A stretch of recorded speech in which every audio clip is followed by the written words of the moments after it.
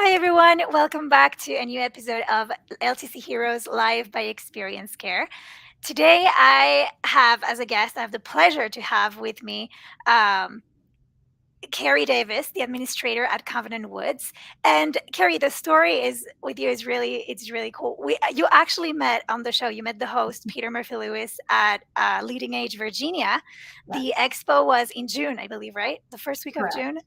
Yes. Yes, the annual conference. How was that? Did you enjoy it? What are some of It the was takeaways wonderful. from It's that? always a great opportunity to get together with peers who are going through a lot of the same things that you are on your campus and being able to build each other up and share ideas and really come back energized and reminds us sometimes that we're not alone Yeah, in the field and trying to provide for others. of course. That's yeah. So the theme this year was the greater good, and I think that's like the perfect theme for this industry because that's all everything that's it's all what it is about, really. So how do you or your community or someone at your community, how do you guys illustrate that theme? How does it speak to you? Yeah, so it's really interesting that the greater good is the theme because that is what long term care is all about. It's not just a single site, it's not just a single person, it's not just a single type of service. It's really what is best for each individual at that point in time and how to make those connections. So, for me, when we think of the greater good, we're really pulling together all of those different elements and really giving residents access to those to better their lives, which certainly strengthens everybody. So Yeah, really for the sure. theme kind of tied right in with what we do on a daily basis. Is there someone maybe that we can give a little shout out here on the show? Is there someone at your community that you think greater good and you close your eyes and you see them like they embody so well that theme? We have a couple of different individuals that actually I always think of, some that are working with our Alzheimer's programs and some that are working with other programs on campus. Just coincidentally, this year at Leading Age Virginia, Mike Schaff in our dining department, he was awarded the Vision Award. And that was part of his vision for a farm to table program that grew literally just from the concept and a very small plot of land to a much larger project that now provides the vegetables and the herbs for all of our independent dining during season, and even able to share the items that we can't use with local food pantries and others to help those in need. So it was just really something that, it was that idea of what could be done to make things better on our campus, to make, the food fresher and to get individuals more involved. And it's now grown into a mini working farm. We have a farmer dedicated to that with a volunteer team. We have residents who are actively engaged in that, and then certainly able to give back to the community. So it was, that one thought that just really, really grew. And so, really excited for that as an example of some of the things that happen here on campus. That is so unique. It's such a cool story. I've heard a lot of different things going on in the industry and what people are doing to kind of differentiate themselves. But that is really unique and that is awesome. Yeah, Congratulations for that. thank you. Thank You're you. welcome. So tell us a little bit of how you started working long-term care. What is your initiation story? I feel like everybody kind of was born in this industry. Everyone that is inside long-term care say, you're either you had a family member working here or you were just born into it. So how's your Yeah, story? I think a lot of times that is right. It is either you came to it completely on your own or family kind of guided you. And yet, even if family guided you, we're all, I don't know, kind of born with that instinct that that's where we want to be. For me, I knew I wanted to be in the healthcare field. I just felt comfortable being around others and providing assistance and looking at things from a service industry, but not from the medicine and the clinical side. So, long term care administration actually fulfilled a lot of those elements that I felt comfortable with doing. And actually, I kind of knew that in high school. I knew that's the direction that I wanted to go, and was fortunate enough to be able to study for that and to start in long term care right out of college and continue to work in this arena. And I do find that a lot of individuals come to long term care at different times. Some come to it very early in life, and some come to it as a second career. But those that are called to it, once they have an opportunity to be exposed, they definitely stay, and there's no turning back. Yeah, for sure. And I feel this is such a life changing industry. Like a lot of people that go into it, they never leave. And they say, everybody says, like, it really changes you as a person and makes you value the people you have around. So I was wondering, Carrie, for you as a person, as a, daughter, sister, as even as a professional in your professional and personal side, how has long term care impacted you? What have you learned from it? It really gives you an opportunity to be human. And part of that being human is to experience humility and the vulnerability and that constant openness to understanding others. It's very hard as an individual sometimes to judge ourselves, and we're not really good at that. We're really good at lending to others. And when you're working with individuals over a period of time and you get to know them, you also get to be with them through their struggles and better understand that part of those struggles are accepting change, which is very difficult for anybody. And I mean, I'm no different. I like things a certain way. I don't always like change. But it really is humbling to work alongside with an individual who is going through change and making the best of it and learning from them, as well as being able to realize that not everybody takes change as well, and being able to pick up on some of the themes and share with others that are struggling so that you can help them look to some of the benefit of adapting to that change that is taking place.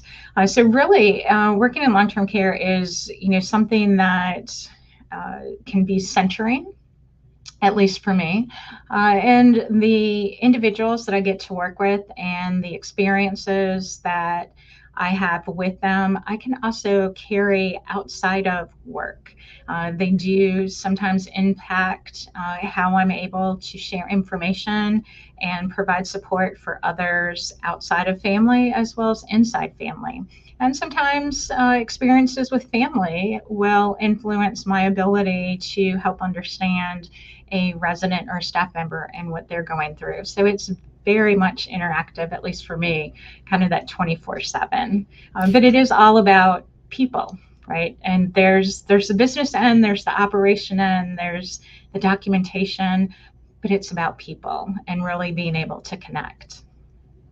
I'm so glad you said that because a lot of what we do here on the show is we try to um, incentivize people to come into this industry.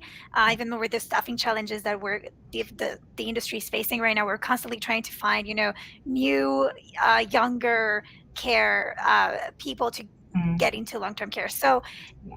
in terms of what makes a great frontline caregiver, what makes a great like person just to be in this industry, what would you say, what would be those quality, like, Yeah. personality traits that are needed?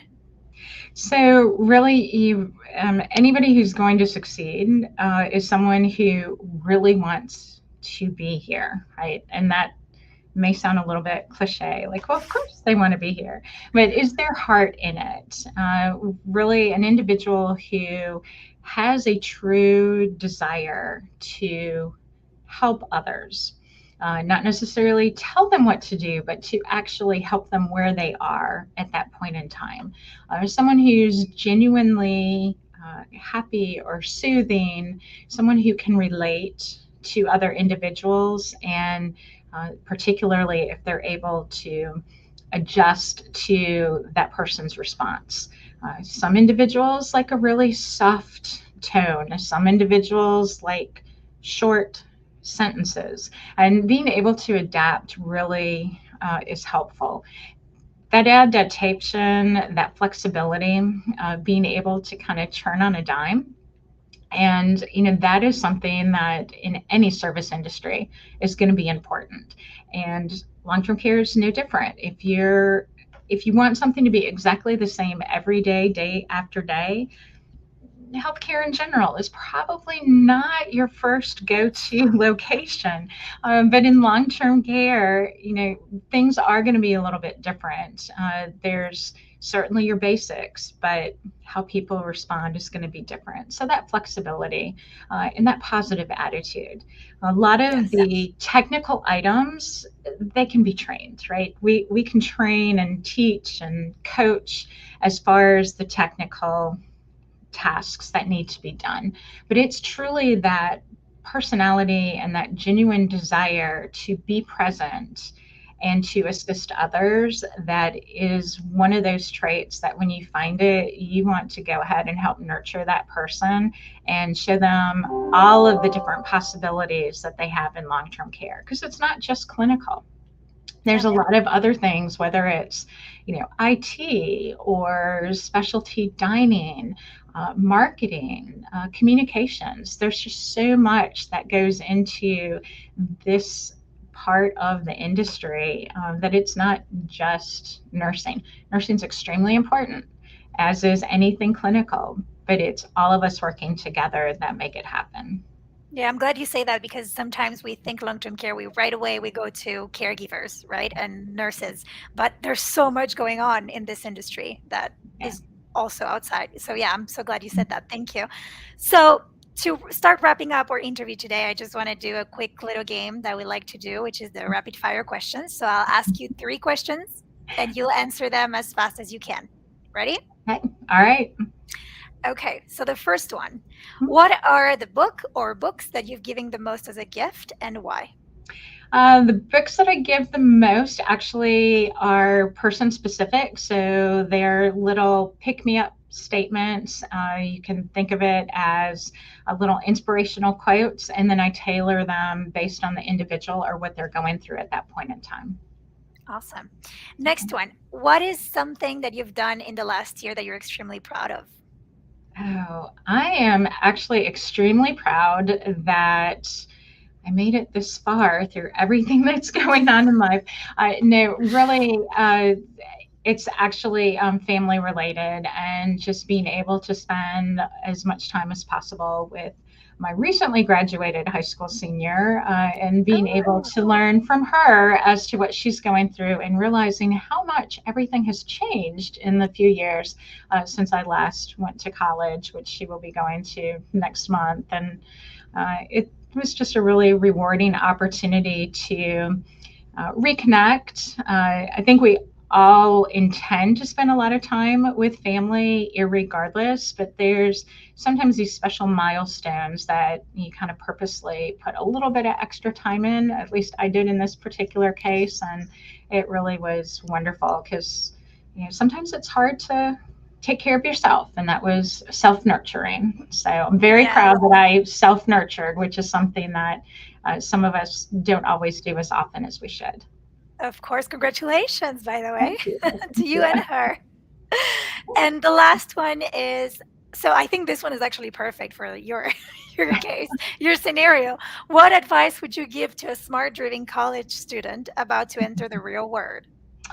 Yes. So actually, that is because that does go back to the nurturing. It is something where you want to get ahead. You want to learn everything. You want to absorb everything. And if you're too tired emotionally as well as physically, you can have everything at your fingertips and you're not going to be able to absorb it. So you really need to know, find a way that works for you to turn off the email, turn off the cell phone if you can. Some of us do end up in a situation where it's like, but I'm always on call. And you are in some job categories, but there's also the opportunity to let someone know that you're going to be offline for a period of time. You don't want to take advantage of that and abuse it in any way. But being able to find that time to reclaim is definitely something that will pay forward immensely, just mentally and physically. Of course. Well, thank Yes. you so much, Carrie, for joining us today. It was a pleasure having you on the show. Well, thank you. I appreciate being able to be here. Of course. Thank you. And for everybody else, we'll be back for a new episode very soon. Thank you. Bye bye.